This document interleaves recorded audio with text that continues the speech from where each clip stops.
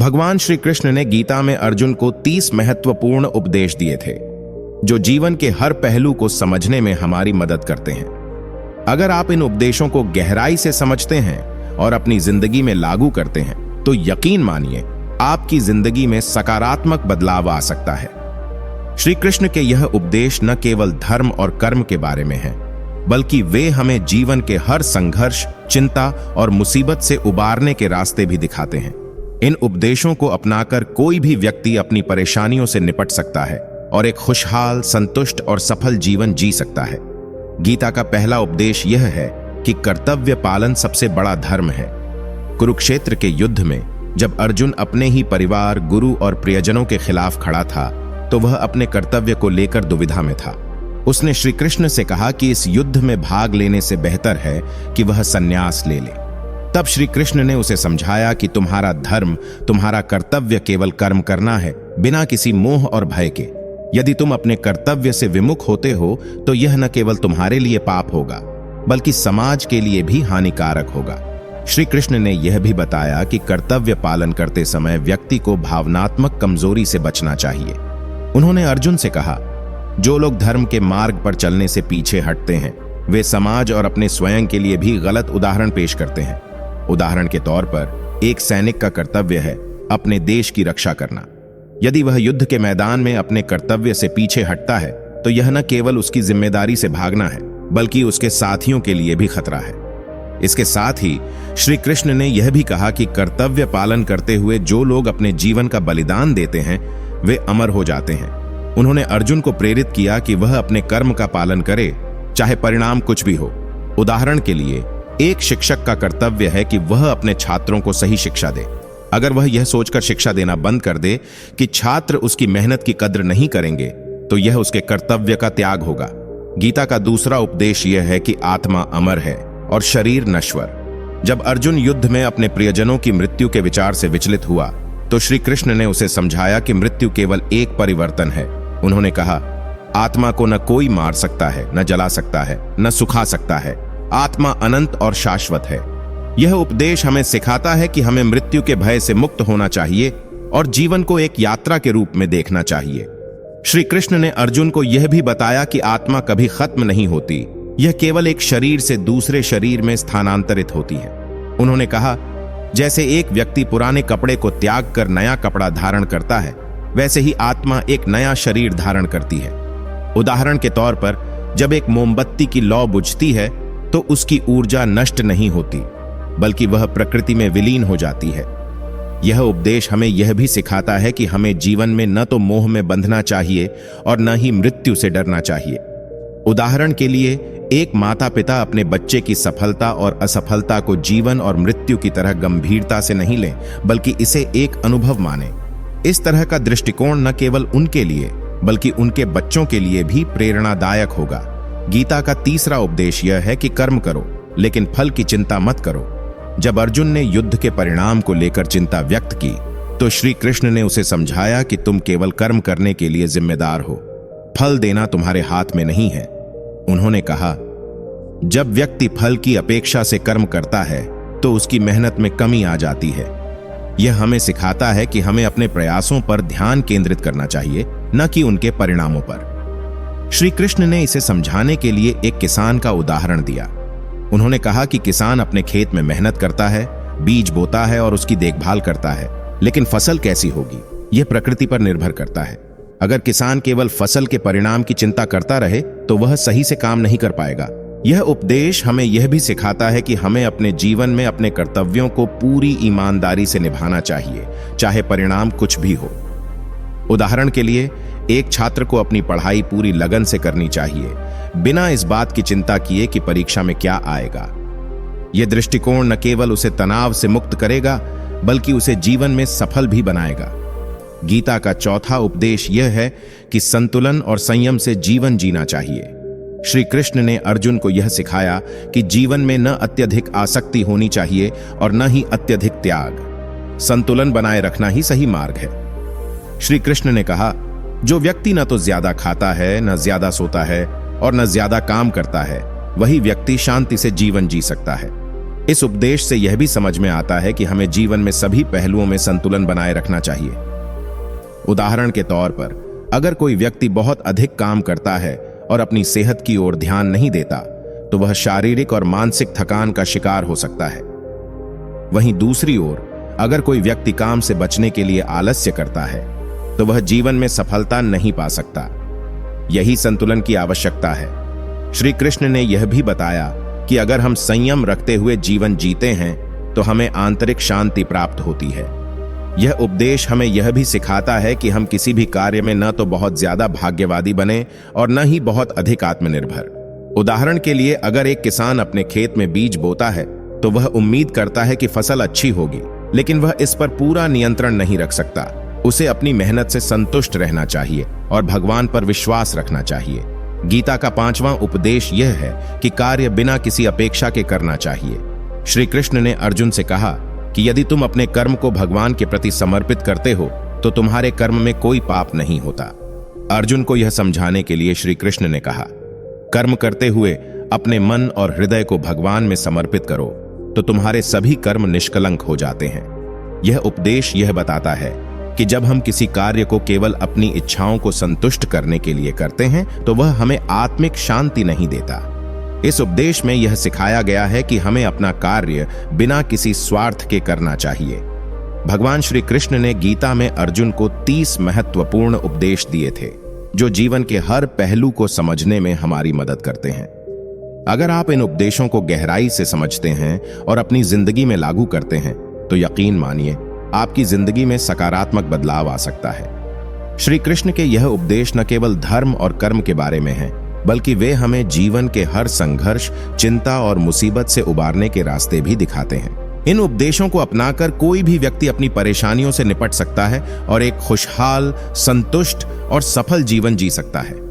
गीता का पहला उपदेश यह है कि कर्तव्य पालन सबसे बड़ा धर्म है। कुरुक्षेत्र के युद्ध में जब अर्जुन अपने ही परिवार, गुरु और प्रियजनों के खिलाफ खड़ा था, तो वह अपने कर्तव्य को लेकर दुविधा में था। उसने श्री कृष्ण से कहा कि इस युद्ध में भाग लेने से बेहतर है कि वह संन्यास ले ले।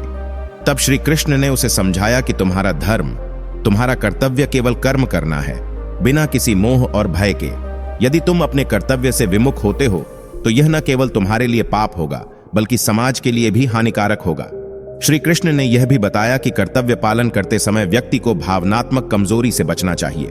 उन्होंने अर्जुन से कहा कि जो लोग धर्म के मार्ग पर चलने से पीछे हटते हैं, वे समाज और अपने स्वयं के लिए भी गलत उदाहरण पेश करते हैं। उदाहरण के तौर पर, एक सैनिक का कर्तव्य है अपने देश की रक्षा करना।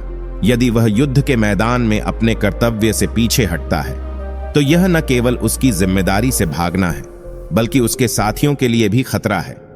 इसके साथ ही श्री कृष्ण ने यह भी कहा कि कर्तव्य पालन करते हुए जो लोग अपने जीवन का बलिदान देते हैं, वे अमर हो जाते हैं। उन्होंने अर्जुन को प्रेरित किया कि वह अपने कर्म का पालन करे, चाहे परिणाम कुछ भी हो।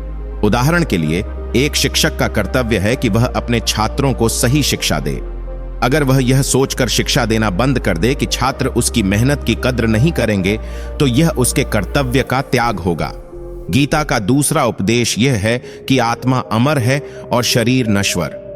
जब अर्जुन युद्ध में अपने प्रियजनों की मृत्यु के विचार से विचलित हुआ, तो श्री कृष्ण ने उसे समझाया कि मृत्यु केवल एक परिवर्तन है।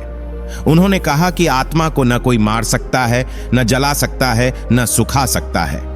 आत्मा अनंत और शाश्वत है। यह उपदेश हमें सिखाता है कि हमें मृत्यु के भय से मुक्त होना चाहिए और जीवन को एक यात्रा के रूप में देखना चाहिए। श्री कृष्ण ने अर्जुन को यह भी बताया कि आत्मा कभी खत्म नहीं होती, यह केवल एक शरीर से दूसरे शरीर में स्थानांतरित होती है। उन्होंने कहा कि जैसे एक व्यक्ति पुराने कपड़े त्याग कर नया कपड़ा धारण करता है, वैसे ही आत्मा एक नया शरीर धारण करती है। उदाहरण के तौर पर, जब एक मोमबत्ती की लौ बुझती है, तो उसकी ऊर्जा नष्ट नहीं होती, बल्कि वह प्रकृति में विलीन हो जाती है। यह उपदेश हमें यह भी सिखाता है कि हमें जीवन में न तो मोह में बंधना चाहिए और न ही मृत्यु से डरना चाहिए। उदाहरण के लिए, माता पिता अपने बच्चे की सफलता और असफलता को जीवन और मृत्यु की तरह गंभीरता से न लें, बल्कि इसे एक अनुभव माने। इस तरह का दृष्टिकोण न केवल उनके लिए, बल्कि उनके बच्चों के लिए भी प्रेरणादायक होगा। गीता का तीसरा उपदेश यह है कि कर्म करो, लेकिन फल की चिंता मत करो। जब अर्जुन ने युद्ध के परिणाम को लेकर चिंता व्यक्त की तो श्री कृष्ण ने उसे समझाया कि तुम केवल कर्म करने के लिए जिम्मेदार हो, फल देना तुम्हारे हाथ में नहीं है। उन्होंने कहा कि जब व्यक्ति फल की अपेक्षा से कर्म करता है तो उसकी मेहनत में कमी आ जाती है। यह हमें सिखाता है कि हमें अपने प्रयासों पर ध्यान केंद्रित करना चाहिए, न कि उनके परिणामों पर। श्री कृष्ण ने इसे समझाने के लिए एक किसान का उदाहरण दिया। उन्होंने कहा कि किसान अपने खेत में मेहनत करता है, बीज बोता है और उसकी देखभाल करता है, लेकिन फसल कैसी होगी यह प्रकृति पर निर्भर करता है। अगर किसान केवल फसल के परिणाम की चिंता करता रहे तो वह सही से काम नहीं कर पाएगा। यह उपदेश हमें यह भी सिखाता है कि हमें अपने जीवन में अपने कर्तव्यों को पूरी ईमानदारी से निभाना चाहिए, चाहे परिणाम कुछ भी हो। उदाहरण के लिए, एक छात्र को अपनी पढ़ाई पूरी लगन से करनी चाहिए, बिना इस बात की चिंता किए कि परीक्षा में क्या आएगा। यह दृष्टिकोण न केवल उसे तनाव से मुक्त करेगा, बल्कि उसे जीवन में सफल भी बनाएगा। गीता का चौथा उपदेश यह है कि संतुलन और संयम से जीवन जीना चाहिए। श्री कृष्ण ने अर्जुन को यह सिखाया कि जीवन में न अत्यधिक आसक्ति होनी चाहिए और न ही अत्यधिक त्याग। संतुलन बनाए रखना ही सही मार्ग है। श्री कृष्ण ने कहा कि जो व्यक्ति न तो ज्यादा खाता है, न ज्यादा सोता है और न ज्यादा काम करता है, वही व्यक्ति शांति से जीवन जी सकता है। इस उपदेश से यह भी समझ में आता है कि हमें जीवन में सभी पहलुओं में संतुलन बनाए रखना चाहिए।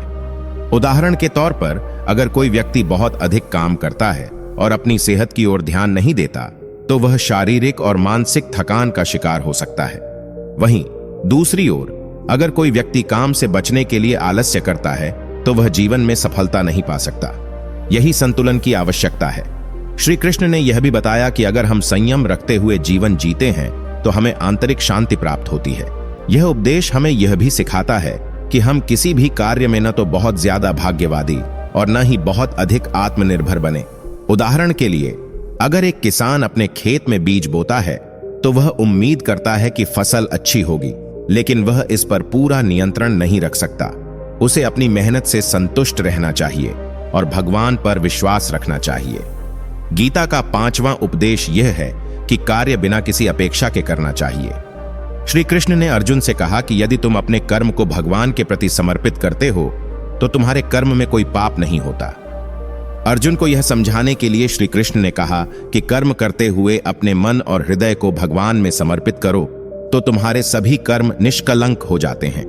यह उपदेश यह बताता है कि जब हम किसी कार्य को केवल अपनी इच्छाओं को संतुष्ट करने के लिए करते हैं, तो वह हमें आत्मिक शांति नहीं देता।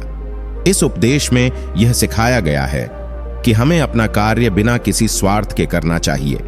उदाहरण के तौर पर, अगर एक डॉक्टर केवल पैसे कमाने के लिए मरीजों का इलाज करता है, तो उसका काम केवल सांसारिक लाभ के लिए होता है और उसमें कोई आत्मिक सुख नहीं होता। लेकिन अगर वह अपना काम भगवान को समर्पित करके करता है, तो उसे सच्ची संतुष्टि मिलती है। यह उपदेश हमें यह भी सिखाता है कि हमें अपने कार्यों के परिणामों से घबराना नहीं चाहिए। हमें केवल अपनी जिम्मेदारी निभानी चाहिए और भगवान पर विश्वास रखना चाहिए। उदाहरण के लिए, एक अध्यापक को अपने छात्रों की सफलता के बारे में चिंता नहीं करनी चाहिए, बल्कि उसे पूरी निष्ठा और समर्पण से उन्हें सिखाना चाहिए।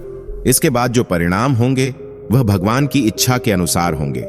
अगर आप भी श्री कृष्ण के भक्त हैं और उनके ज्ञान से अपना जीवन सुधारना चाहते हैं, तो इस वीडियो को लाइक करें और हमारे चैनल को सब्सक्राइब करें। श्री कृष्ण की कृपा से आगे भी ऐसे ही प्रेरणादायक वीडियो पाएं।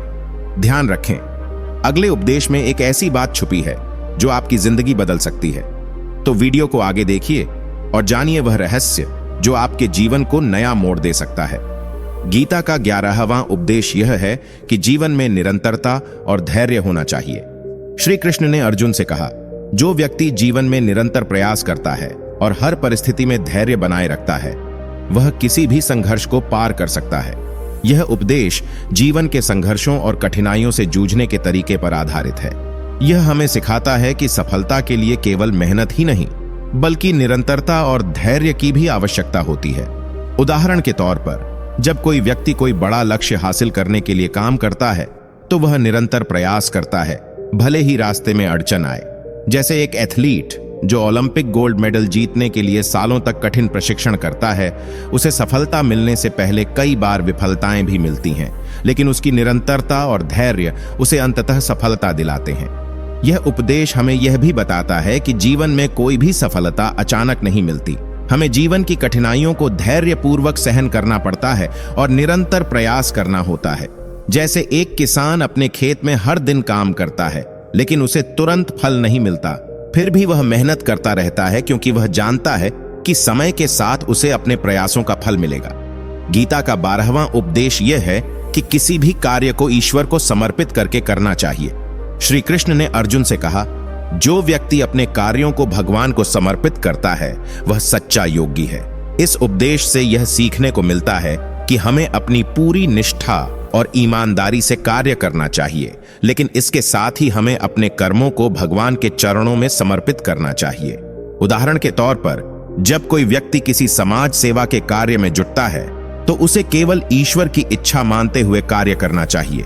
अगर वह किसी अन्य उद्देश्य से काम करता है तो वह केवल अपने स्वार्थ की भावना से प्रेरित होता है। लेकिन जब वह अपनी सेवा को भगवान के नाम पर करता है तो उसका कार्य निष्कलंक और शुभ होता है। यह उपदेश यह भी सिखाता है कि हमें अपने कर्मों के परिणाम की चिंता किए बिना अपने कार्यों को अच्छे से करना चाहिए। जैसे एक कलाकार जो अपनी कला को भगवान को समर्पित करता है, वह उसे सिर्फ प्रदर्शन के लिए नहीं करता, बल्कि वह अपने दिल से उसे भगवान की भक्ति मानते हुए करता है। यही सच्चा कर्म है जो आत्मा की शुद्धि और संतुष्टि को प्राप्त करता है। गीता का 13वां उपदेश यह है कि जो व्यक्ति अपने जीवन में सभी चीजों को भगवान के दृष्टिकोण से देखता है वही सच्चा योगी है। श्री कृष्ण ने अर्जुन से कहा, जो व्यक्ति अपने हृदय और मन को शुद्ध करके दुनिया को भगवान की दृष्टि से देखता है वह किसी भी स्थिति में संतुष्ट रहता है। यह उपदेश यह बताता है कि जब हम अपने जीवन की घटनाओं को भगवान के नजरिए से देखने की कोशिश करते हैं तो हमें हर स्थिति में शांति और संतोष मिल सकता है। उदाहरण के तौर पर, जब कोई व्यक्ति जीवन में संघर्षों का सामना करता है तो वह यदि भगवान की दृष्टि से देखे तो उसे यह समझ में आता है कि यह भी एक परीक्षा है जिसे वह पार कर सकता है। जैसे कोई विद्यार्थी परीक्षा में कठिन सवालों का सामना करता है, लेकिन जब वह उन सवालों को शांत मन से देखता है तो वह उन सवालों का सही हल ढूंढ सकता है। यह उपदेश हमें यह सिखाता है कि अगर हम अपने जीवन में हर स्थिति को भगवान की दृष्टि से देखेंगे तो हम न केवल दुखों को सहन कर पाएंगे बल्कि हर परिस्थिति में संतुष्ट रहेंगे। यही सच्चा योग है जिसमें आत्मा और परमात्मा का मिलन होता है। गीता का 14वां उपदेश यह है कि व्यक्ति को अपनी आत्मा की पहचान करनी चाहिए, क्योंकि आत्मा कभी नष्ट नहीं होती। श्री कृष्ण ने अर्जुन से कहा, तुम्हारी आत्मा न तो पैदा होती है न मरती है, यह नष्ट नहीं हो सकती क्योंकि यह शाश्वत है। इस उपदेश में भगवान ने आत्मा के शाश्वत और अनश्वर रूप को स्पष्ट किया। इस ज्ञान के द्वारा व्यक्ति को यह समझ में आता है कि उसकी असली पहचान शरीर से नहीं बल्कि उसकी आत्मा से है। उदाहरण के लिए, यदि एक व्यक्ति किसी शारीरिक बीमारी या उम्र के प्रभाव से परेशान होता है तो उसे यह समझना चाहिए कि उसकी आत्मा निराकार और अमर है। शरीर बदलता है लेकिन आत्मा सदा शाश्वत रहती है। जैसे एक पुस्तक का कवर समय के साथ फट सकता है लेकिन उसके भीतर का ज्ञान हमेशा सुरक्षित रहता है, वैसे ही हमारी आत्मा कभी नहीं मरती।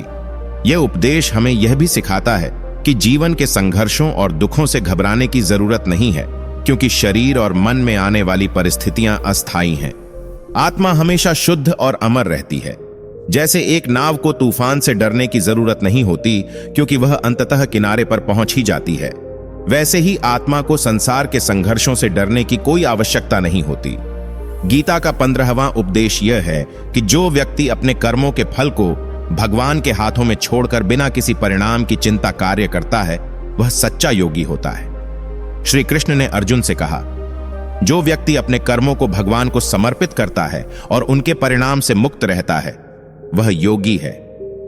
इस उपदेश में भगवान ने यह स्पष्ट किया कि हमें अपने कर्मों के फल की उम्मीद छोड़कर केवल अच्छे कर्म करने चाहिए। उदाहरण के तौर पर, एक कलाकार जब कोई चित्र बनाता है तो उसे चित्र के परिणाम की चिंता नहीं करनी चाहिए। उसका ध्यान सिर्फ अपनी कला पर होना चाहिए, क्योंकि वह जानता है कि उसकी मेहनत और कला को भगवान की दृष्टि में सम्मान मिलेगा। इसी तरह जब हम बिना किसी अपेक्षा के कार्य करते हैं तो हम मानसिक शांति प्राप्त करते हैं। यह उपदेश यह भी बताता है कि कर्मों के परिणाम पर ध्यान केंद्रित करने की बजाय हमें अपने कर्तव्यों को शुद्ध और निष्ठा से निभाना चाहिए। जैसे एक शिक्षक अपने शिष्यों को ज्ञान देता है, लेकिन उसे उनके परिणाम की चिंता नहीं होती। वह केवल अपना कर्तव्य निभाता है क्योंकि उसे विश्वास होता है कि भगवान उसके कर्मों का सही परिणाम देंगे। अगर आप भी श्री कृष्ण के भक्त हैं और चाहते हैं कि हम और भी ऐसे ज्ञानवर्धक वीडियो आपके लिए लाएं, तो कृपया इस वीडियो को लाइक करें और हमारे चैनल को सब्सक्राइब करें। भगवान श्री कृष्ण की कृपा से आप हर दिन अपने जीवन में सुधार महसूस करेंगे। ध्यान रखें, अगले उपदेश में एक नई शक्ति है जो आपके जीवन को बदल सकती है, तो वीडियो को पूरा देखना ना भूलें। गीता का 16वां उपदेश यह है कि व्यक्ति को हर स्थिति में संयम और संतुलन बनाए रखना चाहिए। श्री कृष्ण ने अर्जुन से कहा, जो व्यक्ति जीवन में संतुलन बनाए रखता है वह किसी भी परिस्थिति में विचलित नहीं होता। यह उपदेश यह बताता है कि जीवन में हमें कभी भी अत्यधिक खुश या दुखी नहीं होना चाहिए। हमें हर स्थिति में मानसिक संतुलन बनाए रखना चाहिए। उदाहरण के तौर पर, जब कोई व्यक्ति जीतता है तो वह खुशी के बजाय संयम बनाए रखता है, और जब वह हारता है तो वह निराश नहीं होता। जैसे एक बैडमिंटन खिलाड़ी किसी मैच में जीतने पर खुश होता है, लेकिन उसे अपनी खुशी को संयमित रखना चाहिए ताकि वह अगले मैच में भी अच्छा प्रदर्शन कर सके। इसी तरह जीवन के उतार चढ़ाव में संयम बनाए रखना आवश्यक है। यह उपदेश हमें यह भी सिखाता है कि जीवन में दुख और सुख दोनों आते हैं, लेकिन हमें दोनों ही स्थितियों में समान रूप से प्रतिक्रिया करनी चाहिए। जैसे एक नाव को न तो लहरों से डरना चाहिए और न ही लहरों पर गर्व करना चाहिए। उसे शांतिपूर्वक अपनी दिशा में चलना चाहिए। इसी तरह हमें भी जीवन में संयम और संतुलन बना। गीता का 17वां उपदेश यह है कि व्यक्ति को अपने मन, वचन और क्रिया से शुद्ध होना चाहिए। श्री कृष्ण ने अर्जुन से कहा, जो व्यक्ति अपने विचार, शब्द और कर्मों में शुद्धता बनाए रखता है वह भगवान के निकट होता है। इस उपदेश में यह बताया गया है कि केवल शारीरिक शुद्धता ही नहीं बल्कि मानसिक और वाचिक शुद्धता भी आवश्यक है। उदाहरण के तौर पर, जब कोई व्यक्ति अपने विचारों को शुद्ध करता है और केवल अच्छे और सकारात्मक शब्दों का प्रयोग करता है, तो वह अपने जीवन में शांति और संतोष प्राप्त करता है। जैसे एक अच्छा शिक्षक अपने शब्दों से छात्रों को प्रेरित करता है, ठीक वैसे ही हमें अपने शब्दों और कर्मों से शुद्धता का पालन करना चाहिए। यह उपदेश हमें यह भी बताता है कि शुद्धता केवल बाहरी रूप में नहीं बल्कि हमारी आंतरिक भावना और विचारों में भी होनी चाहिए। जैसे एक नदी अपनी गहराई में शुद्ध होती है, वैसे ही व्यक्ति को अपने भीतर से शुद्ध होना चाहिए। इससे न केवल उसका जीवन आसान होता है बल्कि दूसरों को भी सकारात्मक ऊर्जा प्रदान करता है। गीता का 18वां उपदेश यह है कि जो व्यक्ति अपने भीतर आत्मज्ञान की प्राप्ति करता है वह सच्चा ज्ञानी होता है। श्री कृष्ण ने अर्जुन से कहा, जो व्यक्ति आत्मज्ञान की प्राप्ति करता है वह संसार के सभी बंधनों से मुक्त हो जाता है। इस उपदेश में भगवान ने यह बताया कि जब हम अपने वास्तविक स्वरूप को पहचानते हैं तो हम हर प्रकार के मानसिक और भौतिक बंधनों से मुक्त हो जाते हैं। उदाहरण के तौर पर, जब एक व्यक्ति अपनी आत्मा की पहचान करता है तो वह किसी भी बाहरी परिस्थिति से प्रभावित नहीं होता। जैसे एक योगी जो अपनी साधना में पूरी तरह से मग्न होता है, वह दुनिया के किसी भी सुख दुख से मुक्त होता है। वही सच्चा ज्ञान है जो व्यक्ति को जीवन के हर पहलू से परे होकर आत्मिक शांति प्राप्त कराता है। यह उपदेश हमें यह भी सिखाता है कि आत्मज्ञान की प्राप्ति से हम अपने असली स्वरूप को पहचान सकते हैं और जीवन के सच्चे उद्देश्य को समझ सकते हैं। जैसे एक खगोल शास्त्री आकाश के तारों को समझता है, वैसे ही व्यक्ति को अपने आत्मज्ञान से जीवन की वास्तविकता को समझना चाहिए। गीता का 19वां उपदेश यह है कि व्यक्ति को हमेशा अपने कर्मों को भगवान के समर्पण में करना चाहिए और अपनी इच्छाओं को त्यागना चाहिए। श्री कृष्ण ने अर्जुन से कहा, जो व्यक्ति अपने कार्यफल भगवान को समर्पित करता है वह कभी भी मायूस नहीं होता और उसे कोई चिंता नहीं होती। इस उपदेश में भगवान ने अर्जुन को यह बताया कि हमें अपने कर्मों के फल की चिंता छोड़ देनी चाहिए और हर कार्य को भगवान की इच्छा के अनुसार करना चाहिए। जब हम अपने कर्मों को भगवान को समर्पित कर देते हैं तो हमें परिणाम की चिंता नहीं होती और हम मानसिक शांति प्राप्त करते हैं। उदाहरण के तौर पर, एक किसान अपनी फसल उगाता है लेकिन वह फसल के परिणाम की चिंता नहीं करता। वह केवल भगवान को धन्यवाद करता है और अपने कार्य में संतुष्ट रहता है।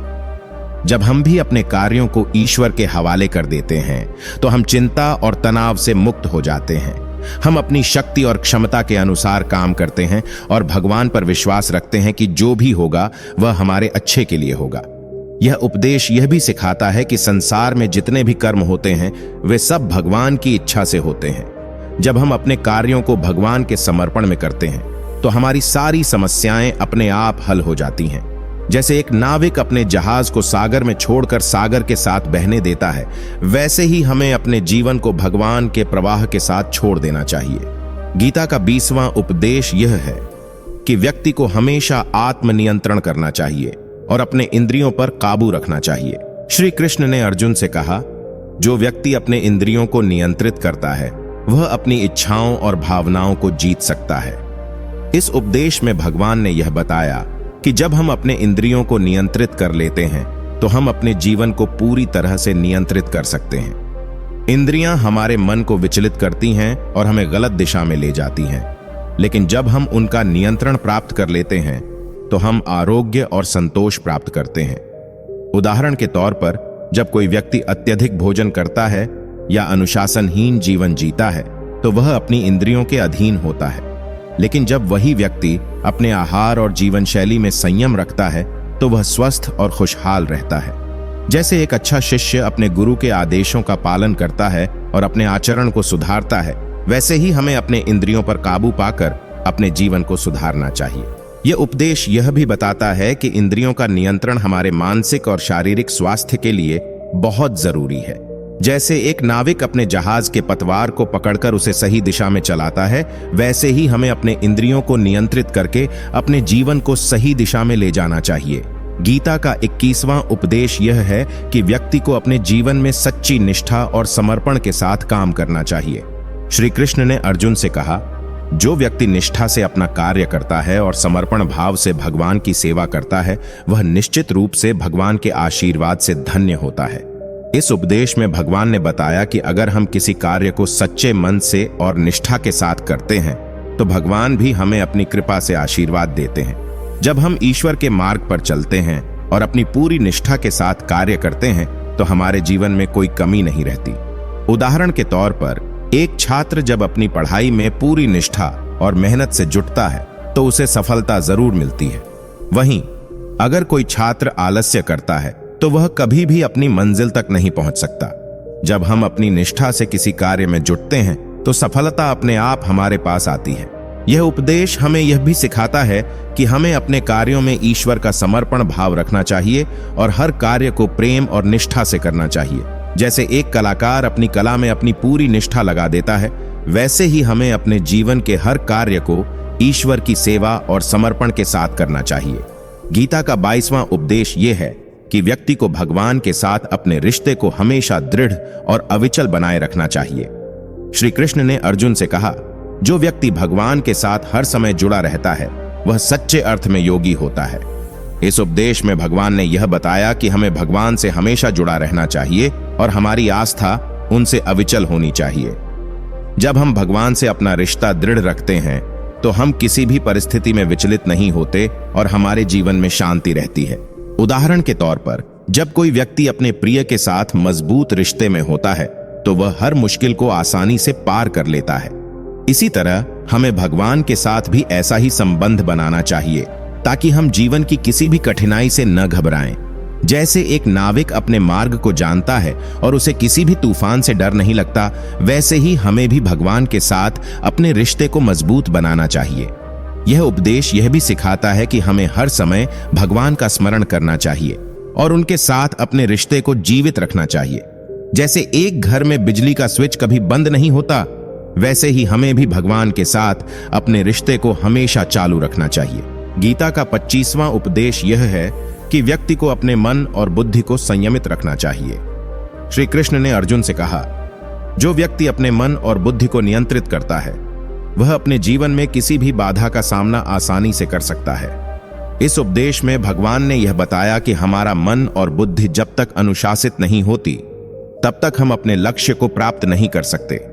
जब हम अपने मन को शांत और नियंत्रित रखते हैं तो हम हर परिस्थिति में संतुलित रहते हैं और सही निर्णय ले सकते हैं। उदाहरण के तौर पर, अगर एक व्यक्ति किसी कठिन परिस्थिति में अपना आपा खो देता है तो वह जल्दी ही गलत निर्णय ले सकता है। जो उसकी स्थिति को और खराब कर सकता है। लेकिन अगर वह व्यक्ति अपने मन को शांत और नियंत्रित रखता है तो वह स्थिति का सही तरीके से सामना कर सकता है। जैसे एक नाविक अपने जहाज को शांत और स्थिर रखने के लिए पतवार का उपयोग करता है, वैसे ही हमें अपने मन और बुद्धि को नियंत्रित करना चाहिए।